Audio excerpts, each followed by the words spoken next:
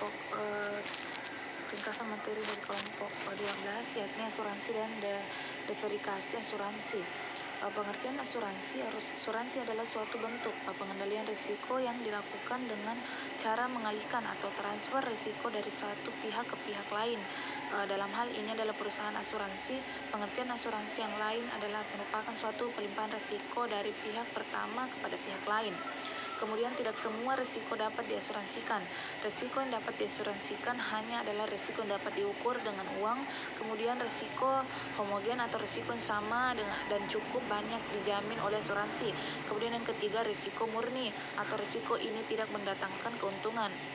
Kemudian ada risiko partikular atau risiko dari sumber individu. Kemudian yang kelima, risiko yang terjadi secara tiba-tiba, bukan karena direncanakan tetapi murni karena misalnya meninggal karena kecelakaan, seperti itu. Kemudian prinsip asuransi. Dalam asuransi ada 6 prinsip pasar yang harus dipenuhi. Yang pertama, insurable interest, kemudian utmost good faith, kemudian proximate cause, kemudian indemnity, kemudian subrogation, kemudian contribution. Kemudian ada perbedaan asuransi. Berikut perbedaan asuransi dan aktivitas. Yang pertama, perbedaan asuransi dan tabungan. Kemudian yang kedua, perbedaan asuransi dengan penjudian. Kemudian yang ketiga, perbedaan asuransi dan spekulasi. Kemudian yang keempat, perbedaan asuransi dan anuitas. Kemudian yang kelima, perbedaan asuransi dan bonding. Kemudian manfaat dari biaya asuransi. Yang pertama itu memberikan ketenangan sebagai investasi dan tabungan, membantu meminimalkan kerugian, membantu mengatur keuangan. Kemudian selanjutnya ada beberapa manfaat asuransi berdasarkan jenisnya.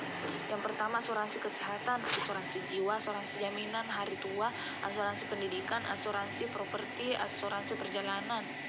Kemudian ada pun keunggulan asuransi. Yang pertama itu asuransi untuk tabungan esok hari.